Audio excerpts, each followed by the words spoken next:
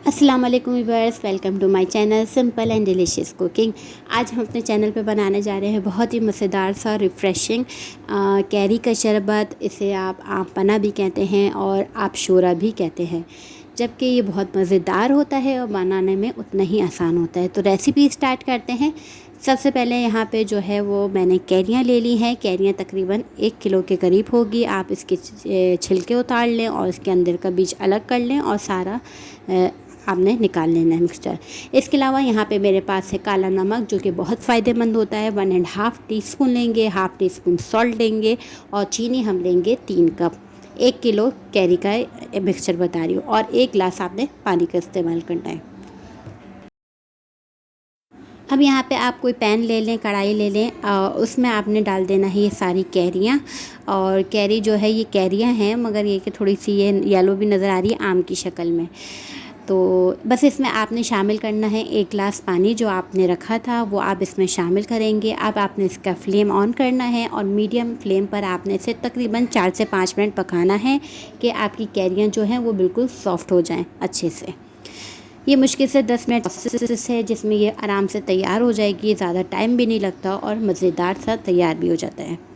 यहाँ पे जब ये पकना शुरू हो जाएगा, बिल्कुल अच्छा सा बॉयल आने लगेगा, बिल्कुल कैरियाँ नरम सॉफ़्ट हो जाएंगी, तो उस वक्त हम इसमें शामिल करेंगे चीनी 3 कप के करीब।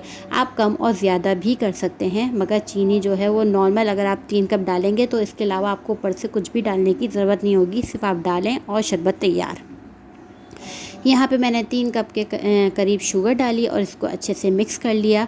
अब क्योंकि चीनी डाली है तो अब इसका जो है वो शीरा भी निकलेगा।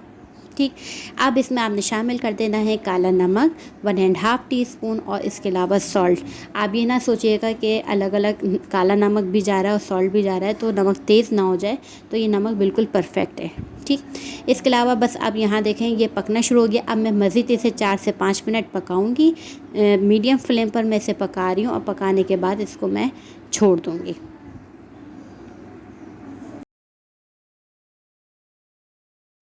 अब आपने यहाँ पे क्या करना है, इसको अच्छे से पका लेना है। 5 मिनट के बाद अब इसे फिर आपने रूम टेम्परेचर पे ठंडा कर लें और ये बिल्कुल देखना से टेक्सचर हो जाएगा, इसका सिर्फ शीरा बचेगा और ये बहुत मज़ेदार सा गाढ़ा गाढ़ा पेस्ट एक तैयार हो जाएगा जब आप इसे पीसेंगे। तो बस यहाँ पे इसको मैंने निकाल लेती हूँ और इसको ठंडा कर लेती हूँ ताकि हम इसको ब्लेंडर में अच्छे से पीस सकें और ये बहुत आसानी से पीस जाएगा। ये देखेंगे इसका शीरा है सारा, ये पानी नहीं है, इसका शीरा है, क्योंकि हमने इसमें 3 कप के करीब शक्कर डाली है, तो जिसकी वजह से ये सारा शीरा निकला है।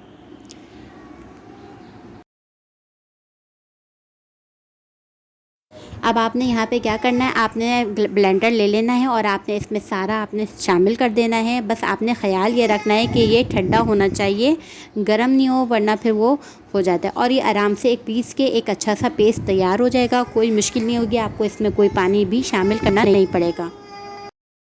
अब यहाँ पे आप कोई भी एयर टाइट शीशी, जो एयर टाइट बिल्कुल बंद हो जाए, शीशी नुमा आप जग ले लें, कोई बॉटल ले लें, कोई बाउल ले लें, आप कुछ भी लें और उसमें इसमें ट्रांसफ़र कर दें। इस तरह का पेस्ट तैयार होगा तो आप इसको बिल्कुल पैक करके इसको फ्रिज में आप रख सकते हैं। आराम से 1 महीने तक ये चलेगा, कोई टाइम नहीं लगेगा। आपके बच्चे आए, आपके हस्बैंड आए, आपके घर का कोई भी फ़र्द आए, आपने उसको निकालना है, ग्लास में 2 चम्मच 3 चम्मच डालें और ठंडे पानी में आप उनको बना के देते हैं, तो ये उनके लिए एक ताकतवर भी है और कोई आर्टिफिशियल इसमें चीज़ भी नहीं शामिल, तो ये बहुत ज़्यादा फ़ायदेमंद है। तो बस अपने मैं आपको 2 गिलास जो है वो बना के दिखाती हूँ कि किस तरह मैं इसको सर्व कर रही हूँ। यहाँ पे मैंने 2 गिलास में 1 गिलास में तकरीबन 3 से 4 चम्मच इसमें मैं शामिल करूँगी कैरी का पेस्ट। और इसके अलावा दूसरे ग्लास में भी मैं इसी तरह, अगर आपके घर में पुदीना रखा हुआ हो तो आप इसमें 1 या 2 आप उसमें पत्ते इसके डाल दें, लीव्स, तो इससे ये होगा कि बहुत अच्छा आपको रिज़ल्ट मिल जाएगा, मज़ा आ जाएगा, आपको ऐसा लगेगा आप रेस्टोरेंट का आप पी रहे हैं कोई। बस आप इसमें ये डालें, आपने इसमें क्यूब्स डालें बर्फ़ के, क्योंकि ये ठंडा जितना ठंडा होगा, जितना चिल्ड होगा, आपको उतना ही मज़ा आएगा। इसकी एक और ख़ास बात ये, जितना ठंडा होता है उतने मज़ेदार होता है। ठीक, अब यहाँ पे मैंने पुदीने के पत्ते डाले, इसमें ठंडा यख मैंने इसमें पानी शामिल करा और इसको मैं चला दूँगी। देखें आप इसमें कितनी देर का काम है कि ये फटाफट तैयार भी हो गया। बस ये यहाँ पे तैयार है। उम्मीद है कि आप लोग इसको ज़रूर ट्राई करेंगे और आप यहाँ मुझे कमेंट सेक्शन में ये भी बताएंगे कि आप लोग इसको किस नाम से पुकारते हैं।